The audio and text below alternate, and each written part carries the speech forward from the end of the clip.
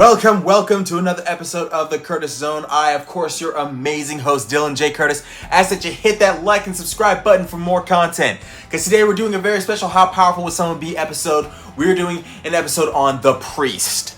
We've asked ourselves, how powerful would the priest be if he had the powers of Gambit, Elektra, and Dr. Fate? I personally cannot wait to give you guys this episode, so let's get started. And remember, like and subscribe, and while you're at it, get in that description below and see and look at the question, and so you can qualify for my giveaway contest, which is going to be happening this December. So get in there, answer the question in the comment section down below, while at the same time asking yourselves, how powerful would the priest be if he had the powers of Gambit, Elektra, and Dr. Fate? Now, before we get started, as always, news. It has been reported by the MCU that a limited edition Steve Rogers series where he returns the Infinity Stones is currently in production at Marvel Studios. However, whether or not it's gonna be released is still up to the executives of the MCU. So I hope you guys are ready for it. If you're not, I understand. Some news from the world of DC. It has been reported that Joel Kinnaman will be returning to the role of Colonel Rick Flag for the upcoming Peacemaker Season 2.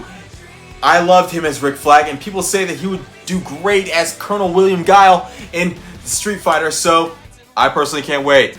I love you all. The final piece of news from the world of Paramount, the Transformers G.I. Joe crossover film has a cast completely set, and filming is set to begin very, very soon. I am personally excited for the Transformers G.I. Joe crossover because the comic books are amazing, and it is pretty cool. I love it, you will love it, but let's wait for it, shall we?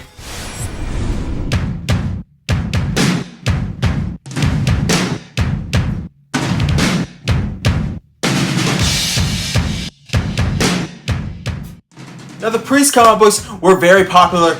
It was a very popular indie comic book, but it started out as a Korean comic book series, and it was created by Ha-Young Min-woo, who created as both a Western and a post-apocalyptic vibe to it, which is why it was also optioned for a film which starred Paul Bettany, Maggie Q, and Carl Urban. The comic book series, like the Crow comic books, it gained a lot of popularity, mostly amongst goth girls. Now, with that out of the way, let's talk about a little bit about the origin, shall we? It has been centuries since the war between the vampires and the humans has arisen, and the humans have trained an elite group known as the priests. The priests are highly trained to kill the vampires and protect the citizens who are under the eye of the clergy. The people have put their eyes on the protection of the priests and the church. However, there is one priest who went off the reservation and was excommunicated in order to save his niece. And that priest has joined up with a cowboy and a priestess in order to find her. Just like in the film, if you may. Well, yeah. Anyway, the priest himself has been tracked down and found his niece, but at the same time, he was excommunicated and is no longer welcome back into the eyes of the church. Now, let's talk about the priest's powers. The priests are trained in hand-to-hand combat to fight against any evil that in the name of the church, mostly against vampire monsters. Now, the priests they're also trained to fight with weapons as well, such as swords, daggers, throwing stars, the whole 9 yards. They're also trained in edge weapons combat and explosives and all sorts of weapons as well. The priests are literally trained to defend the honor of the church and the people that the church is under. So, with that said, let's talk about how powerful the priest would be if he had some stuff combined with his own power. More specifically, the powers of Gambit, Elektra, and Dr. Fate. Put in the comment section down below how powerful you think he'd be.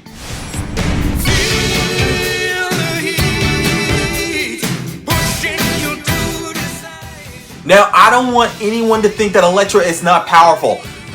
Because here's the thing, Elektra is literally known as the Scarlet Assassin. She is trained so well that she defeated Wolverine in hand-to-hand combat. And in recent comic books, she has fought and defeated Daredevil and become his partner. Now, Elektra is known as a ninja assassin, trained by Stick to defeat anyone.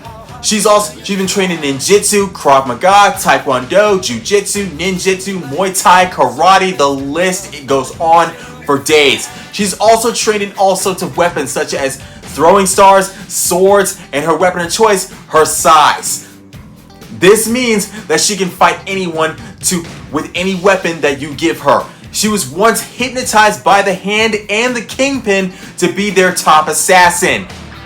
Now, I hope that everyone saw The Defenders.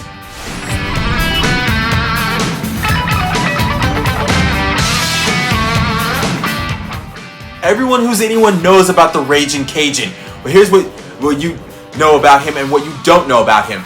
He has been trained in bow staff fighting, but his more known superpower is the fact that he has the ability to charge up anything with kinetic energy and make it combust. He mostly uses his playing cards, but he also can charge anything. He can charge his staff and send that charge into anyone to make them explode. Basically, he can charge you up and make you explode. He can also kill you with any weapon, charged or not charged. So basically, any projectile that he throws at you, he can kill you with, charged or not charged.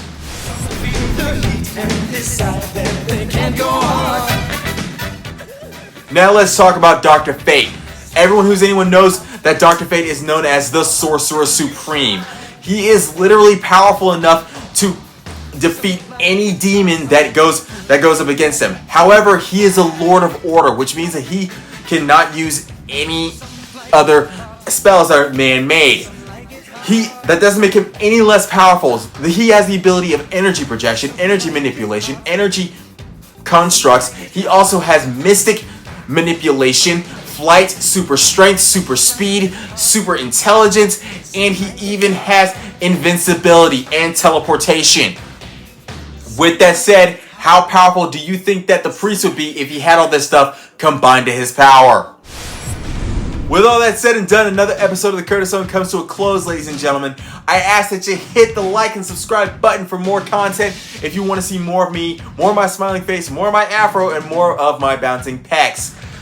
So today, we have done it again. We have done yet another How Powerful Would Someone Be? So get in the description below and answer the question that's down there if you want to qualify for my giveaway contest, which is going to be happening in December.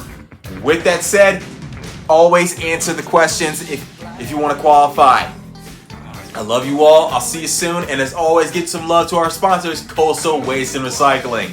Because as you know, your garbage powers someone's world. I'll see you guys next time.